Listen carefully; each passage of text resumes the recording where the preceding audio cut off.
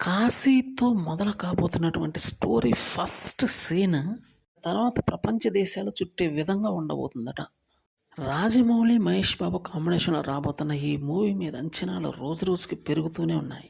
Cinema అసలింకా shooting start కాకముందే ఇదంతా. ఎందుకంటే సినిమా హైలీ ఎలక్ట్రిఫైయింగ్ మూవీ కాబోతుంది కాబట్టి జరగాల్సింది కూడా ఇదే. సరికొత్త టెక్నిక్స్ అయితే వాడే అవకాశం ఈ మూవీలో గట్టిగా ఉందని జెప్పాలి. 'ఇండియానా జోన్స్' ఒక 4, 5 సీరీస్‌లున్నాయి. సినిమాలు ఒక 5 పార్ట్‌లొచ్చాయి. అయి గాని చూస్తే ఒక క్లారిటీ వస్తుంది. ఈ మూవీ ఎలా ఉండబోతుందా అని. తర్వాత 'జాన్ కార్టర్' అని మరో అద్భుతమైన మూవీ ఉంది. ఇది కూడా అడ్వెంచరస్ మూవీ అనమాట.